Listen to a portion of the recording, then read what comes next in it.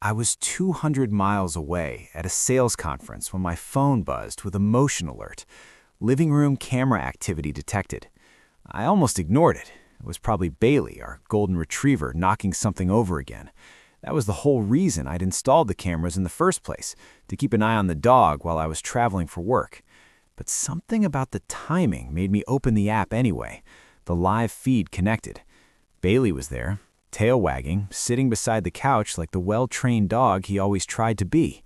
And there was my wife, Rebecca, wearing the robe I'd given her for Christmas, standing much closer to a man I had never seen before than any stranger had a right to be. I checked the timestamp, 3:47 p.m., Tuesday afternoon. Then I remembered the plumber. She texted me earlier that morning. Leak under the kitchen sink. Called someone to fix it. Should be done by noon. I glanced back at the clock on my phone. 4:37 p.m. 4 hours after he was supposed to be gone. I watched him lean slightly toward her, watched her laugh in a way I hadn't heard in months, watched his hands settle casually on her waist like it belonged there. Bailey's tail kept wagging happily, and my entire world tilted sideways.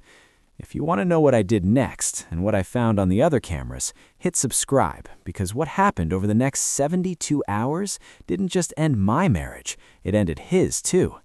My name is Ryan Mitchell. I'm 38 years old, and I'm a regional sales manager for a medical supply company based out of Charlotte, North Carolina. It's one of those jobs that sounds impressive when you say it out loud, but in reality it just means airports, rental cars, and hotel rooms that all smell exactly the same. 2 weeks traveling, 3 days home, then back out again. I'd been living that cycle for 6 years. The paycheck made it worthwhile. The constant travel didn't. Rebecca always told me she understood. She'd say I was building our future, that she could manage things at home. And I believed her, because believing her made everything easier. We'd been married 9 years, high school sweethearts, married young, bought a house young, built a life that looked perfect from the outside. 3-bedroom colonial, quiet neighborhood, 2 cars, and Bailey. No kids yet. We'd been trying for 2 years without success. Rebecca blamed stress. The doctors said everything looked normal, just keep trying. So we did, whenever I was actually home long enough to try. The cameras had been my idea. Bailey had severe separation anxiety when we adopted him. He destroyed couch cushions, chewed through shoes, and once somehow opened the refrigerator and ate an entire rotisserie chicken. Rebecca was exhausted dealing with it. I suggested installing cameras so we could monitor him while we were gone. I ordered a simple 4-camera system online. Nothing expensive. 1 for the living room, 1 for the kitchen, 1 for the hallway, 1 covering the backyard. I installed everything in a single Saturday morning, synced them to an app, and tested the angles. Clear picture, motion alerts, cloud storage. Rebecca had smiled and told me it was smart. At the time, I thought I was solving a pet problem. I didn't realize I was creating a record of my marriage. For weeks, the system did exactly what I expected. I'd be in a hotel room hundreds of miles away and check in on Bailey curled up on the couch. Sometimes I'd watch Rebecca come home from work, greet him, let him outside, move through the house like everything was normal. It gave me comfort, a quiet reassurance that home was still waiting for me. The day of the leak began like any other travel day. I was attending a conference in Raleigh, sitting through presentations and vendor meetings. Rebecca messaged me in the morning about water under the sink. I told her to call someone and let me know the cost. It was routine, ordinary. Nothing about it seemed unusual, until the alerts started. During a session that afternoon, my phone vibrated repeatedly. Living room motion, kitchen motion, hallway motion. Too much movement for a dog that usually slept all afternoon. I stepped outside to check. The plumber appeared on camera. Young, mid-30s, wearing a work shirt with a partially visible logo. Rebecca stood nearby, talking, smiling. I told myself it was nothing. But later, back in my hotel room, I checked again. He was still there. Hours had passed. They were sitting together on the couch now, not across from each other, beside each other, close enough that their shoulders touched. Their conversation looked easy, familiar. She leaned toward him when she laughed. At one point, she touched his arm. My chest tightened. I tried to convince myself it meant nothing. Then he leaned in, and she didn't move away. I watched in silence. He stood, she followed. They walked down the hallway. I switched cameras, watched them move toward the bedroom. The bedroom had no camera. I had never imagined needing one. The hallway feed stayed empty. Minutes stretched. My heart pounded so loudly I could hear it in my ears. I cycled between camera views, searching for any explanation that didn't exist. When they finally returned, her hair looked different. Her robe was tied loosely. He smiled like a man leaving a place he intended to return to. She walked him to the door, lingered, then leaned against it after he left, smiling to herself before disappearing from view. I remained seated on the hotel bed, staring at the empty living room feed long after the house went quiet. Bailey eventually climbed onto the couch and settled in comfortably. I felt strangely detached, like my emotions had been disconnected from my body. Then my phone buzzed with a message from Rebecca. Plumber fixed the leak. I didn't answer.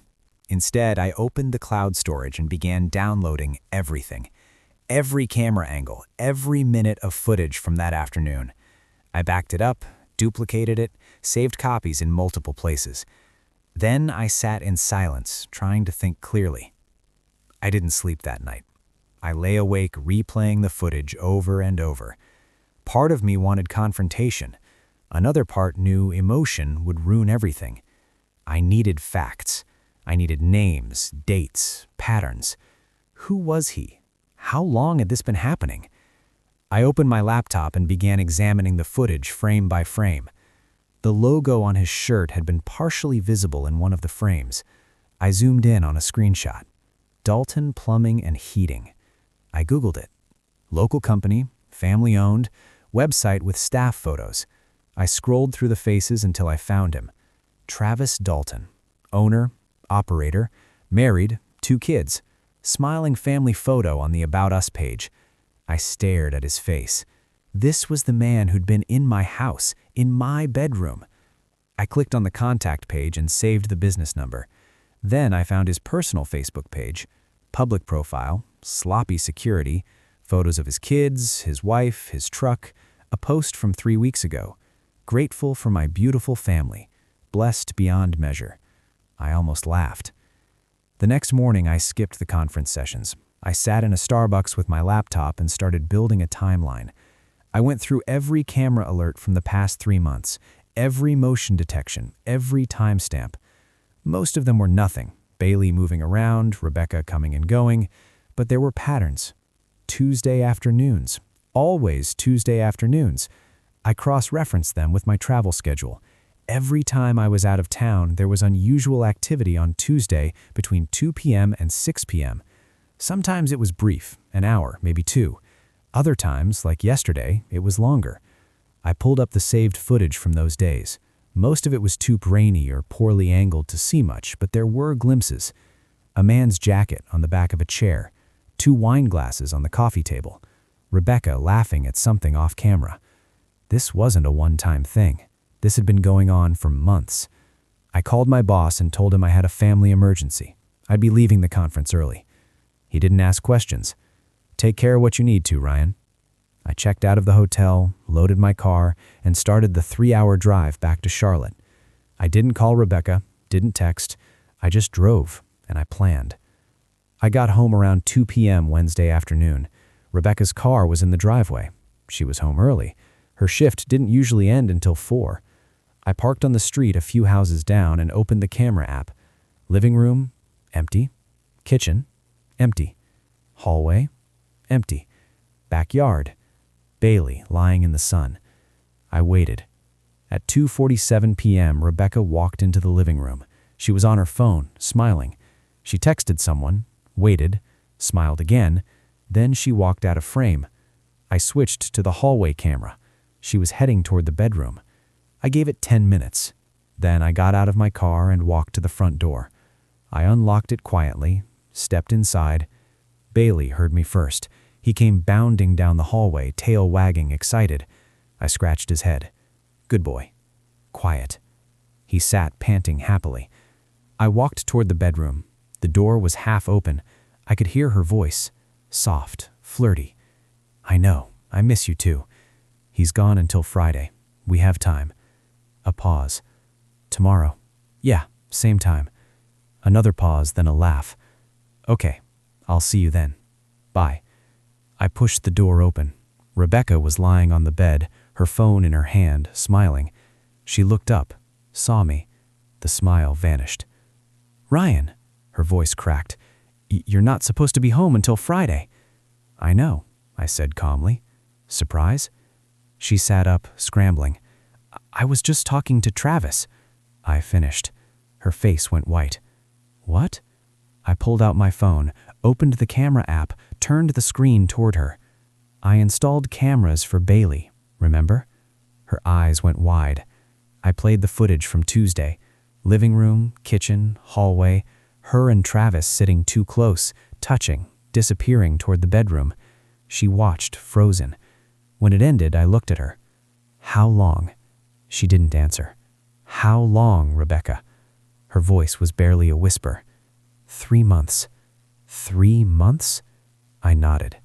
Every Tuesday. She started crying. Ryan, I'm sorry. I didn't mean... You didn't mean to fuck him. Or you didn't mean to get caught. She flinched. I sat down on the edge of the bed, not close to her, just sat. I've been traveling for 6 years, I said quietly. I've been working my ass off to build a life for us, and you've been spending Tuesday afternoons with the plumber.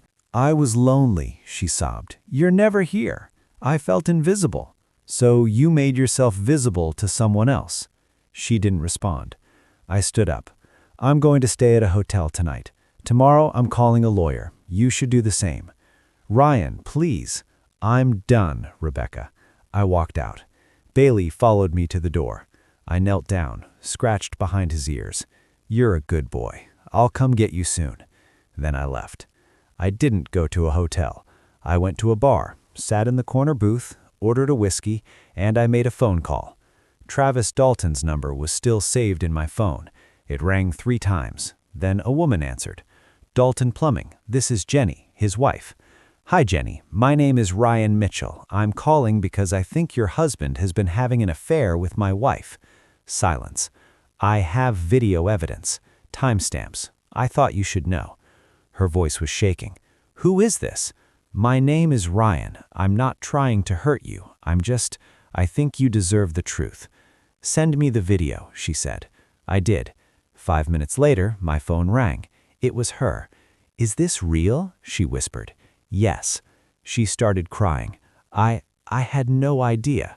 I'm sorry, I said, and I meant it. We talked for 20 minutes. She told me about their kids, their life, how Travis had been working late a lot recently, Tuesdays. When we hung up, I felt something I hadn't felt since I opened that camera app. Relief. Not because I'd hurt him, because I wasn't alone anymore. The next morning, I met with a lawyer.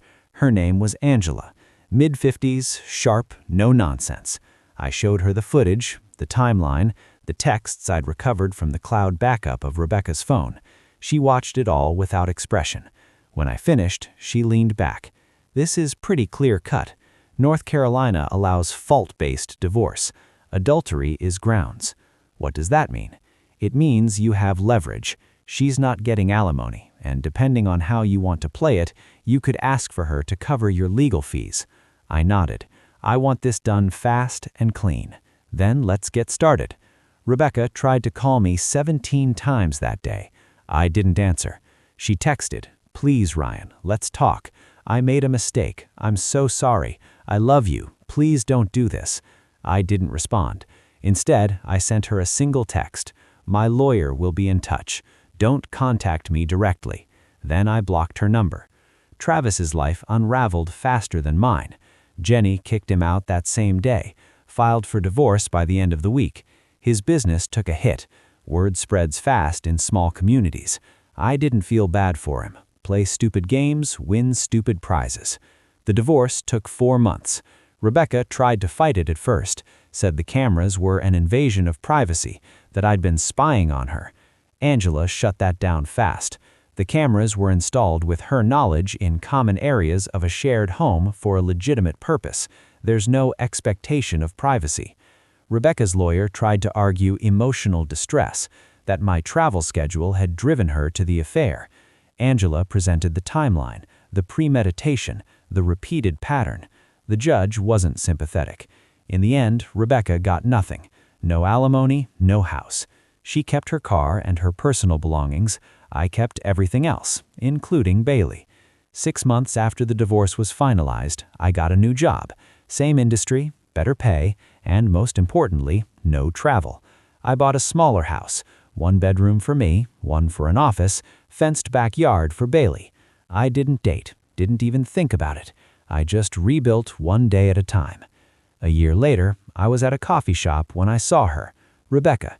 She was with someone, a guy I didn't recognize. They were laughing. She looked happy. For a second, I felt something. Not anger, not sadness, just nothing. I finished my coffee and left. Bailey was waiting in the car, tail wagging. "Come on, buddy," I said. "Let's go home." And we did. People ask me sometimes if I regret installing those cameras. I don't.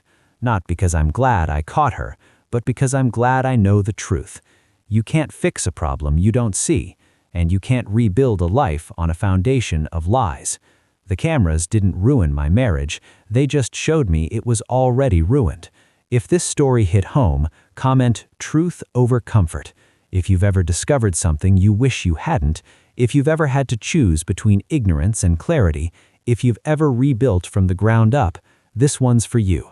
Hit subscribe for more stories about the hard choices that lead to better lives, because sometimes the worst thing you can see is also the best thing you can know. And sometimes the dog really is the only one who stays loyal.